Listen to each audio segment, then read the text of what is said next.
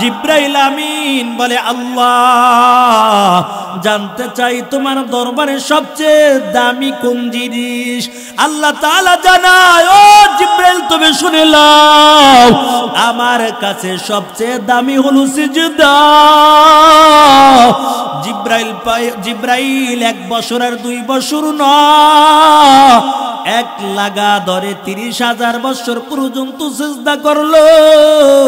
কই দেখি আল্লাহর দরবার থেকে কোনো সুসংবাদ পাওয়া যায় কিনা। আমার মতন এত লম্বা সিজদা আর দুনিয়ার জমিনে কেউই বুঝি করে নাই।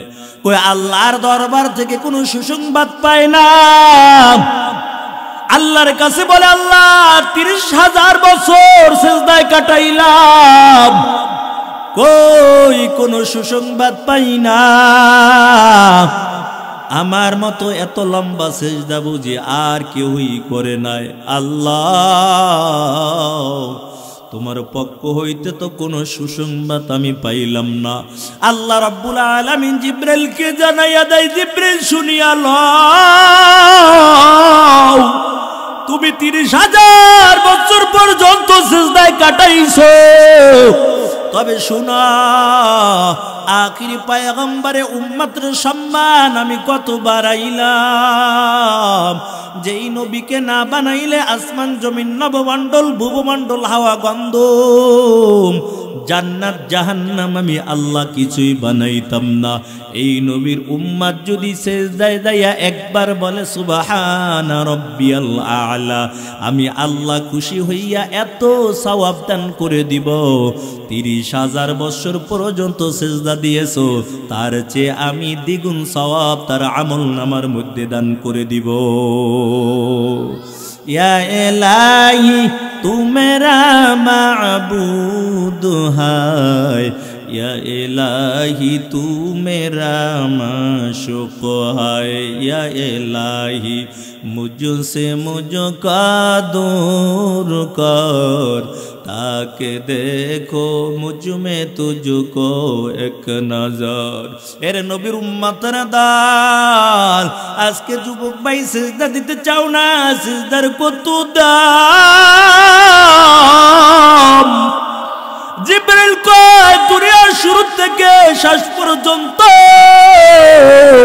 কত ফোঁটা বৃষ্টি জমিনের মধ্যে পড়েছে আমি জিব্রাইল গুনে গুনে বলে দিতে পারব। কিন্তু যৌবন কালে যুবক বান্দা যখন সিজদায় যাইয়া বলে সুবহানা রাব্বিয়াল আ'লা আল্লাহ তাআলা এত সওয়াব দান করে দেয় আমি জিব্রাইল গুনে শেষ করতে পারবো না। আজকে চিন্তা করি একটু বুড়া হইয়া লই তারপর নামাজ আদায় করব। যদি কো এর যুবক ভাই দাড়িটা রেখে দাও, হুজুর এখনো বিয়া করি নাই, বিয়া কইরা লই তারপর দাড়ি রাখবো। আরে তুমি এই অবস্থায় যদি মারা যাও কেমন করে আমার পয়গম্বর চিনবে এটা আমার উম্মত। নবীর সুন্নাত তোমার মুখের মধ্যে নাই, গায়ে লম্বা জামা নাই, মাথার মধ্যে নবীর সুন্নাত টুপিও তোমার মাথায় নাই। যদি মসজিদে যায় কয় মাথায় টুপি, কই কয় সৌদি আরব দেখছি টুপি ছাড়া তো নামাজ পড়ে। সৌদি আরব দেখে আইছে এই জন্য বাংলাদেশে টুপি মাথায় দিয়ে নামাজ পড়ে না। আরে পোড়া কপালের দল, টুপি ছাড়াও নামাজ হবে আমরাও বলি, তবে সুন্নাত তরিকার মধ্যে যার নামাজ হবে যার আমল হবে ওই আমল আল্লাহ তাআলা কবুল করে নিবে। যে আমলের মধ্যে নবীর সুন্নাত নাই, নবীর সুন্নাত থাকবে না, ওই আমল আল্লাহর দরবারে কবুল হবে না। বান্দা কেমন করে নামাজ আদায় করবা, কেমন করে রুকু করবা, কেমন করে সিজদা করবা, এর মধ্যে লাগবে নবীর সুন্নাত তরিকা। বিজ্ঞান বলে কেন আমার মায়ের নবী 3 বার 7 বার 5 বার সুবহানা রাব্বিয়াল আ'লা বলেছেন সিজদায় যাওয়ার পর। বিজ্ঞান রিসার্চ করে দেখলো 3 বার সুবহানা রাব্বিয়াল আ'লা বলতে যেই সময়টুকু লাগে শরীরের মধ্যে রক্ত এতবার চলাচল করতে পারে ওই লোকটা আর কোনোদিন অসুস্থতায় আল্লাহর বান্দা ভুগবে না, তার শরীরের ব্যায়াম হয়ে যাবে। বিজ্ঞান দেখলো কেন মায়ের নবী মাথায় টুপি পরল, নবীর সুন্নাতের কত দাম সিরাজগঞ্জের মুসলমান। বিজ্ঞান কয় কেন আল্লাহর পয়গম্বর মাথার মধ্যে টুপি পরলো, রিসার্চ করে দেখলো মাথার মধ্যে যদি টুপি পরা হয় তার মাথার মস্তিষ্ক ঠান্ডা থাকে। আর আজকে একদল কয় মাথায় টুপি বললে মাথা গরম হয়ে যায়। এই জন্য বিজ্ঞান রিসার্চ কইরা ইহুদি খ্রিস্টানের দল টুপির পরিবর্তে তারা ক্যাপ বানাইল। ঢাকার শহর মোড়ে মোড়ে দেখবেন মাথার মধ্যে ক্যাপ পরে পুলিশ দাঁড়ানো। কই তাদের মাথা তো গরম হয় না, আমাদের টুপির চাইতে তো তাদের ক্যাপ আরো বড় মোটা। বলে কেন এই রৌদ্রের মধ্যেও তারা মাথার মধ্যে ক্যাপটা পরে? বলে যদিও মাথার মধ্যে ক্যাপটা পরে এটা রাসূলের সুন্নাহ ছিল টুপি, ওই বান্দার মাথার মস্তিষ্ক ঠান্ডা থাকবে। আল্লাহর পয়গম্বর কেন মেসওয়াক করেছেন? সুন্নাতের বর্ণনা দিলে রাত্র শেষ হবে, তার বড় শেষ করা যাবে না। নবীর সুন্নাতের কত ফায়দা। পয়গম্বর কেন খাবার শুরুতে একটু লবণ খেয়েছেন, আর কেন খাবার শেষে একটু মিষ্টি পান করলেন? বিজ্ঞান রিসার্চ করলো কি ব্যাপার, মুহাম্মাদে কেন শুরুতে লবণ খাইলো, কেন মিষ্টি খাইলো? তারা লবণ এবং মিষ্টি মিশাইয়া দুইটা জিনিস মিশাইয়া স্যালাইন বানাইলো। কয় মানুষ এই দুইটা জিনিস খায় আর পেটের মধ্যে যদি কোনো ট্রাবল দেখা দেয় আল্লাহ তাআলা তার পেটের ট্রাবল ভালো করে দিবে। মেসওয়াক করে কেন পয়গম্বর উযু করত? এরা যুবক ভাই, মেসওয়াকের কত ফায়দা, কত সওয়াব। কোন ব্যক্তি যদি মেসওয়াক করে উযু করে নামাজ আদায় করে, আল্লাহর পয়গম্বর জানাইয়া দেয় মৃত্যুর সময় ওই আল্লাহর বান্দার জবানের মধ্যে কালিমা নসিব হয়ে যাবে। তবে মেসওয়াকটাও হতে হবে নবীর সুন্নাত তরিকায়। আল্লাহর বান্দা মেসওয়াকের ফায়দার কথা শুই না, বাড়িতে নিম গাছ আছিল, 2 হাত লম্বা নিম গাছের ডাল একটা কাটছে, মেসওয়াক বানাইছে। তাই বাড়িতে নিজেরই তো গাছ আছে, যত মেসওয়াক লম্বা হবে সব তত বেশি হবে। আমাদের সমাজেও একদল মানুষ আছে নবীর সুন্নাত তরিকা আমল করতে তো দূরের কথা, নিজে মন গড়া আমল করে। আর কয় করলে অসুবিধা কোথায়, করলে তো সব হইব। নবী যেটা করে নাই, সাহাবায়ে যেটা করে নাই, তুমি যদি মন গড়া করে নাও এটাই হলো বেদাত। আল্লাহর নবী যাহা করেছে তুমি যদি নবীর সুন্নাত তরিকায় চলো এটাই হবে তোমার ইবাদত। 2 হাত লম্বা মেসওয়াক একটা বানাইছে, এটা বুক পকেটে রাখে কাইতুই ভরে যায়। কত কাছে না আবেগের পাগল। ওই শাহজালাল একবার গেছি, সিলেট গেছি মাহফিলে, দেখি শাহজালাল মাজার কবরটা জিয়ারত করে যাই। কবর জিয়ারত করতে গেলাম, দেখি বড় বড় ডেক লাল কাপড় দিয়ে ঢাকা এখনো আছে, দেখবেন। তাই গেলাম, দেখতেছি ঘুরে ঘুরে দেখতেছি, দেখি মহিলারা যাই এই ডেকের মধ্যে পেট ডলে। একটার জিগিলাম পেট ডলে কি লিগা? কয়ে যাগো পোলা ভাই নয় না, এটা ভিতরে পেট ডলে আগো পোলা ভাই নয়। নাউজুবিল্লাহ কইবেন না, এই ড্যাগের কোনো ক্ষমতা আছে? আবেগের পাগল আল্লাহর বান্দা 2 হাত মেসওয়াক বানাইছে, কয় যত লম্বা হবে মেসওয়াক সব তত বেশি হবে। 2 হাত লম্বা বানাইয়া পকেটে লাই কাইতুইয়া পইরা যায়। গলায় পেঁচ দেওয়ার জন্য আবার ফিতা বানাইছে। ফিতা যখন দিয়ে পেঁচ দিয়েছে, আল্লাহর বান্দা উযু করে মসজিদে নামাজ পড়তে চলে যায়। পিছের কাতারে যাই দাঁড়াইছে, নামাজ আদায় করতেছে, নামাজ পড়তেছে। রে ভাই, আল্লাহর বান্দা যখন সিজদায় চলে গেছে, সিজদা থেকে যখন মাথা উঠান দিছে, মেসওয়াকের মাথায় আরেকজনের লুঙ্গি বাইজা, লুঙ্গি আসমানে। এলে আবেগের আমল। তুমি পাগড়ির সওয়াব শুই না, লুঙ্গি খুইলা কি পাগড়ি বানবা? পাগড়ি বইলা নামাজ পড়লে সওয়াব, এই জন্য সব যেহেতু আছে তো লুঙ্গি খুইরা নামাজ আদায় করি। ফরজ শেষ, সুন্নাত আদায় করার জন্য পাগল। আল্লাহর বান্দার মেসওয়াকের মাথায় লুঙ্গি বাইজা, লুঙ্গি তো আসমানে গেছে। লোকটা নামাজ সাইরা দিয়ে গাই বেটা হাম্বক, মসজিদের মধ্যে কেউ লাঠি ছোড়া লইয়াই। কয় কে কি হইছে? তুমি লাঠি লইয়াছো, তোমার এইটার মাথায় আমার লুঙ্গি বাইজা, লুঙ্গি তো মাথার উপর উঠে গেছে।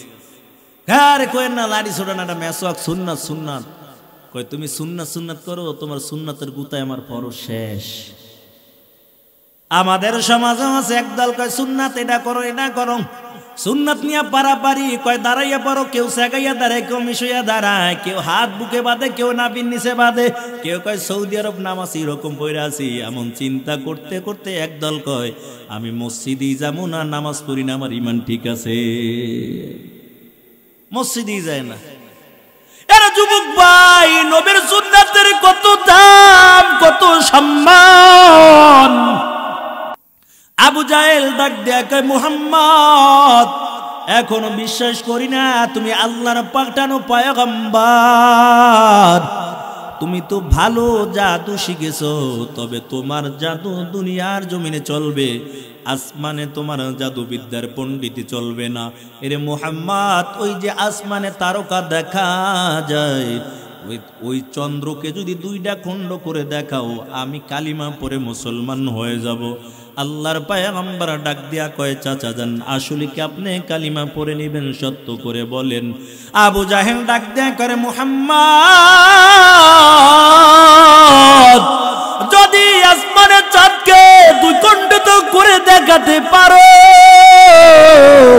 আমি দেরি করব না, আমি কালিমা পড়ে মুসলমান হব। আল্লাহর পয়গম্বর শাহাদাত আঙ্গুল দিয়ে আসমানের দিকে চাঁদকে ইশারা করল, সঙ্গে সঙ্গে চাঁদটা কাঁপতে কাঁপতে দুইটা খণ্ড হইয়া দুই দিকে আলাদা হয়ে গেছে। এমন সময় আবু জাহেল কয়, এর মুহাম্মদ, তুমি তো ভালোই জাদুবিদ্যার বড় পণ্ডিত, তোমাকে এমন করে দুনিয়া থেকে বিদায় করা যাবে না, তোমাকে জাদু দিয়া তোমার সঙ্গে খেলতে হবে। এরা নবীর উম্মতের দল। আবু জাহেল জামাত নামের বড় জাদুবিদ্যার বড় পণ্ডিত বিদেশ থেকে ভাড়া করে নিয়ে আসলো। কয় জামাত, তুমি মুহাম্মদকে জাদুবিদ্যা দিয়া দুনিয়া থেকে বিদায় করে দিবা, যা চাইবা তোমাকে দায় দেওয়া হবে, তবে মুহাম্মদকে জাদু দিয়া দুনিয়া থেকে বিদায় করে দিবা। মুহাম্মদ কি জানি মন্ত্র পড়ে, আর মানুষগুলো মন্ত্র শুই না কালিমা পড়ে মুসলমান হয়ে যায়। আল্লাহর পাঠানো পয়গম্বর কোন মন্ত্র পড়তো না, আল্লাহর কোরআনের আয়াত, কোরআনের কত সম্মান, কত দাম, কত দাম।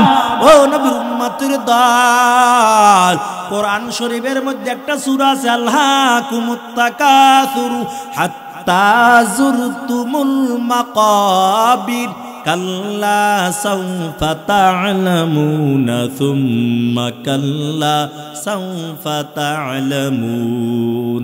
কোন ব্যক্তি যদি সূরাটা একবার তেলাওয়াত করে নেয়, 1000 আয়াত তেলাওয়াত করলে সব হইতো, এই পরিমাণ সওয়াব আল্লাহ তাআলা তার আমলনামার মধ্যে দান করে দিবে। আল্লাহর পাঠানো পয়গম্বর কয়, আমি কোন মন্ত্র জানি না, কোন মন্ত্র পড়ি না। আবু জাহেল মক্কার জমিনে লোকদেরকে ঘোষণা করে দেয়, মুহাম্মাদের কোরআন শোনার জন্য কেউ যাইবা না, যেই জায়গায় মুহাম্মদ কোরআন তেলাওয়াত করবে, বরং তোমরা ওই জায়গার মধ্যে হট্টগোল সৃষ্টি করবা, মুহাম্মাদের কোরআন তেলাওয়াত তোমরা শুনবা না। আল্লাহর পয়গম্বর যেখানে তেলাওয়াত করবে তোমরা হট্টগোল সৃষ্টি করবা। ওয়াকালাল্লাযীনা কাফারু লা তাসমাউ লিহাযাল কুরআন ওয়ালগাউ ফীহি লাআল্লাকুম তাগলিবুন। সব জায়গায় তোমরা হট্টগোল করবা যেখানে কোরআন তেলাওয়াত করা হয়, কিন্তু কোরআন তেলাওয়াত তোমরা কেউই শুনবা না। ঘোষণা দিয়ে দিল আবু লাহাব, উতবা, সাইবা। ওই সময় আবু জাহেল ছিল বড় লিডার, কিন্তু রাত্রে আর ঘুমাতে পারে না। আমার নবীর কণ্ঠের মধ্যে এত মায়া, উতবা সাহেবারও মনে চায় একটু নবীর কণ্ঠে জুটু মন্ত্রটা যাইয়া শুনি। রাত্র গভীর হয়ে গেছে, উতবা সাহেবা কাজে তো আবু জাহেল্লা যাইবে না, আমরা যাই। কেননা নেতা সাহেব তো আজকে নিষেধ করেছে, আজকে তো নেতায় যাইবে না, নেতায় তো খাতা মুড়ো দিয়ে ঘুমাইবে। উতবা সাহেবা মায়ের নবী করে কিনারায় চলে যায়। আল্লাহর পয়গম্বর কোরআন তেলাওয়াত করতেছে ইয়াসিন ওয়াল কুরআনিল হাকীম ইন্নাকা লামিনাল মুরসালিনা আলা সিরাতিম মুস্তাকিম ই কালাম জিন্দা কুরআনে হাকীম হিকমতে উলায়া জালস্তু কদিম বাকা কুরআন কালামুল্লাহ বশানো কদিমাস্তি নয়না। এরে নবীর উম্মতের দল উতবা সাহেবা নবীর ঘরে কিনারায় চলে যায়। গভীর রাত্রে মায়ের নবীর কুরআন তেলাওয়াত শোনার পর উতবা রওনা হয়ে গেছে, আরেকজনের লগে ধাক্কা লাগে গেছে অন্ধকারের মধ্যে। কয় তুমি কে? নবীর ঘরের কিনারায় তুমি কে? কয় তুমি কে আগে বলো। কয় আমি তো উতবা। কয় এখানে কেন আসছো? কয় তুমি কেন আসছো বলো, তারপরে আমি বলবো।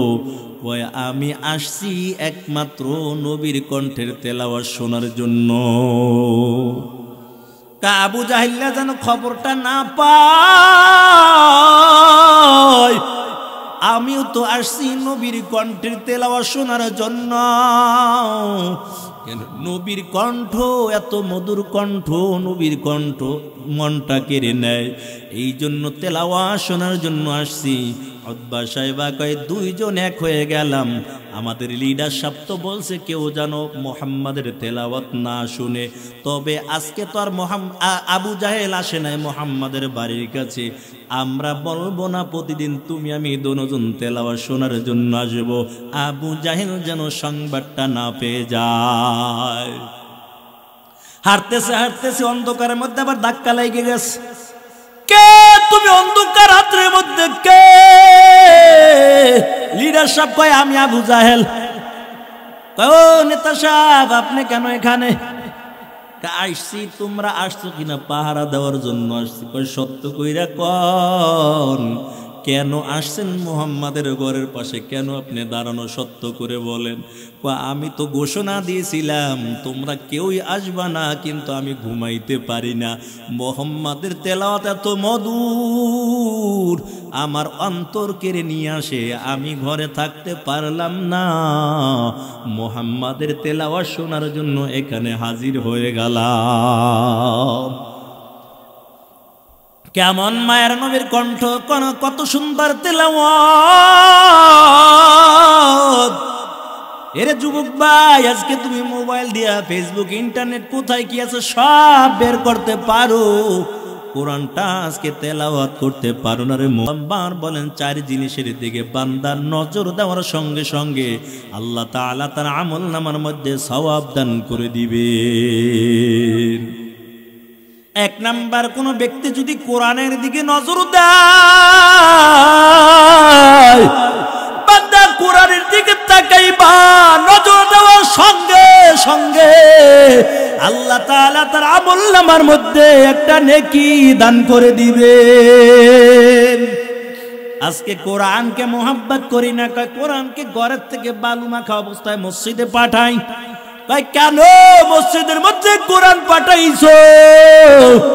হুজুর ঘরের মধ্যে তেলাওয়াত করার মতন মানুষ নাই। আরে যুবক ভাই, তোমার ঘরের মধ্যে কত সুন্দর টিভি সাজাইয়া রাখলা, বই পুস্তক সব কিছু সাজাইয়া রাখলা, কিন্তু কোরআনটা রাখার জায়গা তোমার ঘরের মধ্যে হলো না।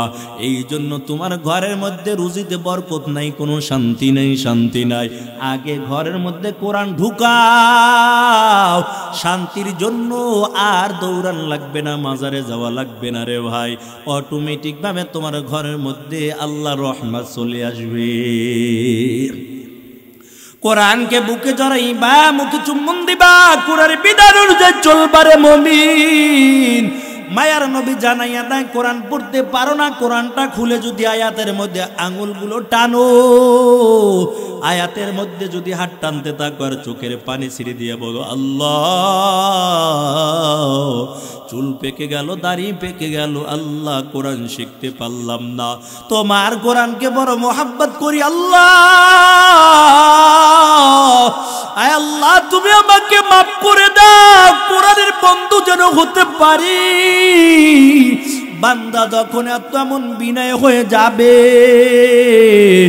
বান্দা কোরআন তেলাওয়াত করলে যেই সব হইতো, এই পরিমাণ সওয়াব আল্লাহ তাআলা তার আমলনামার মধ্যে দান করে দিবে।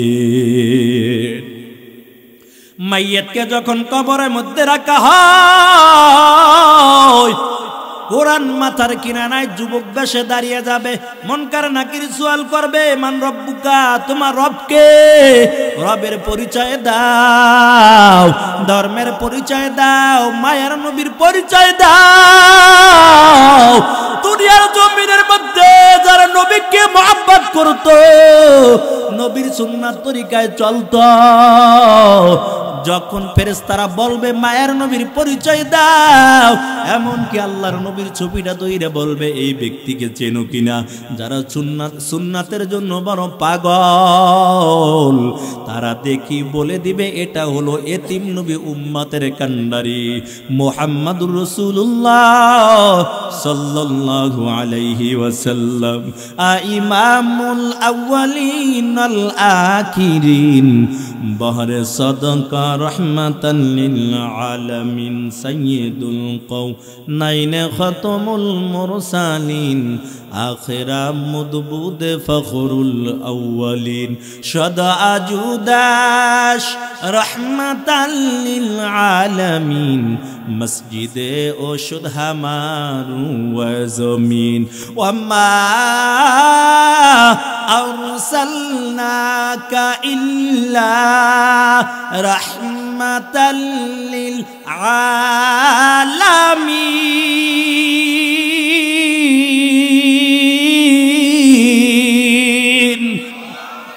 हम सिरात मुस्तफा दर तमामी हालियों कुन इत्तिबाए सुन्नते खैरुल बशर गिर लाजिम तबयाबी अल्फिसार, मोहम्मद अरबी हया नबी रस्ते पेशुआ, आलम हुआ उसकी पैदा से उजाला, आलम हुआ उसकी पैदा से उजाला, शफीउल उमम हमारा नबी रोज़ क़यामत, शफाअत करेगा अल्लाह की पस गुनाहगार उम्मत, शफाअत करेगा अल्लाह की पस गुनाहगार उम्मत।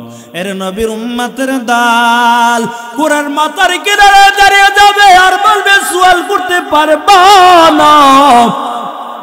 মুনকার নাকির বলে এই অন্ধকার কবরে কে তুমি বাধা দাও? কোরআন বলবে আমি হলাম আল্লাহর কোরআন। কয় কেন তুমি অন্ধকার কবরের মধ্যে আমাকে বাধা দাও?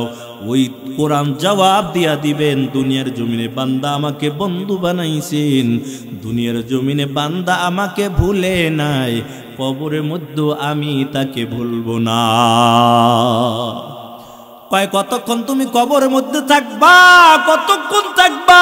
কোরআন জবাব দিয়া দেয় রে মুমিন, কয় যতক্ষণ পর্যন্ত তাকে জান্নাতের মধ্যে না ঢুকাইব ততক্ষণ পর্যন্ত কোরআন আমি তার বন্ধু হয়ে থাকব। আজকে কোরআনকে বন্ধু না বানাইয়া নামাজকে বন্ধু বানাইতে পারলেন না, উলামায়ে কেরামকে বন্ধু বানাইতে পারলেন না, আজকে বন্ধু বানাইছেন মমতা জাফারে। মমতা জাফার গান মোবাইলের মধ্যে বাজে, কয় বুকটা ফাইটা যায়, শোনার পর বুড়া দাঁড়াইয়া যায়, কয় কি ব্যাপার কি ব্যাপার? কয় আগের জৈবনে ঠেলা দিস। আরে যুবক ভাই, না না, কোরআন তেলাওয়াত করো, কোরআন গুলো তোমার তেলাওয়াত মোবাইলের মধ্যে রাখো রে যুবক। ঘুমাইবা কোরআন তেলাওয়াত করে, কোরআন তেলাওয়াত শুনতে শুনতে ঘুমাও। কোরআন তেলাওয়াতের নূর আল্লাহ তাআলা তোমার সিনার মধ্যে আল্লাহ ঢুকিয়ে দিবেন রে ভাই। কত মানুষ তো ঘুমের ঘরে মারা যায়, কবরের মধ্যে আপন কেউ নাই, একমাত্র কবরের মধ্যে আপন হলো আমার আল্লাহ। মন কার নাকি ডান দিকে চলে যাবে, ডান দিকেও নজর দিয়ে দেখবে যুবক দাঁড়ানো, মোর কাটা কি ডাক দিয়া কয় কে তুমি আজকে ডান দিকে যুবক দাঁড়ানো। ডান দিকের যুবক কয় আমি হলাম তার নামাজ। বান্দা দুনিয়ার জমিনে আমাকে ভুলে নাই, যত্ন সহকারে নামাজ আদায় করেছে। বান্দা রুকুতে গেছে, কত সুন্দর করে নবীর সুন্নাত তরিকায় রুকু দিয়েছে। দুনিয়ার জমিনে বান্দা আমাকে বন্ধু বানাইছে, কবরের মধ্যে এখন আমি তার বন্ধু হয়ে গেলাম। আজকে নামাজকে বন্ধু বানাইতে পারলাম না রে যুবক ভাই। একদল মানুষ আছে এশার নামাজ না পড়ে ঘুমাইতে বড় মজা পায়, আর একদল মানুষ আছে এশার নামাজ আদায় না করলে তার বুকটা ছটফট ছটফট করতে থাকে। একদল মানুষ আছে কোন সময় রাত্র গভীর হয়ে যাবে, আল্লাহর বান্দা ঘুমের থেকে উঠিয়া এই ঠান্ডার সময় উজু করিয়া মাওলার কুদরতি পায়ে সেজদা দিয়া কান্না করবে আর বলবে আল্লাহ আমার মতন গুনাহগার কেউ নাই, তুমি আমাকে ক্ষমা করে দাও। আয় আল্লাহ আমাকে মাফ করে দাও, আমার মতো গুনাহগার কেউ নাই। একদল মানুষ গভীর রাত্রে উঠিয়া আল্লাহকে খুঁজতে থাকে, একদল মানুষ জমিন দিয়ে হাঁটতে থাকে, আল্লাহকে খুঁজতে থাকে। কোথায় গেলে আল্লাহকে পাবো, কোথায় গেলে আল্লাহকে পাবো। একদল মানুষ ওয়াজের ময়দানে হাজির হয়ে গেছে, দেখিনি আল্লাহকে পাওয়া যায়। সকালবেলা মসজিদে চলে যায়, ওই ইজতেমার ময়দানে চলে যায়, মাদ্রাসা আল্লাহওয়ালাদের সোহবতে চলে যায়, দেখিনি আল্লাহকে পাওয়া যায়। গুনাহ থেকে বাইসানি একটু নেক কাজ করতে পারি, দুনিয়ার জমিনে আল্লাহকে পাওয়ার জন্য বড় পাগল। আর একদল মানুষ আছে দুনিয়া কামাই করার জন্য বড় পাগল। আমার দয়ার মাওলারে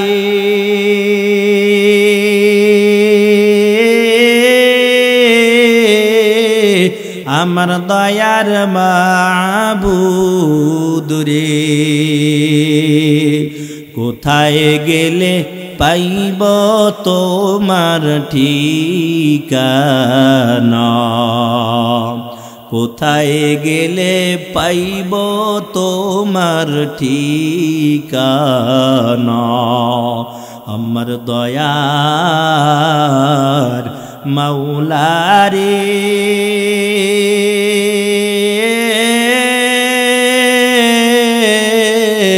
আমার দয়ার মাবুদ রে, কোথায় গেলে পাইব তোমার ঠিকানা। তোমাকে পাইবার আশে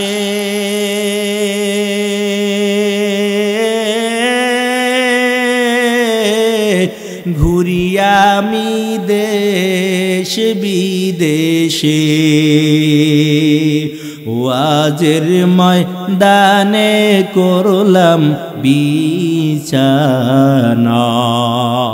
জান্নাতের ময়দানে করলাম বিছানা। আমার দয়ার মাওলারে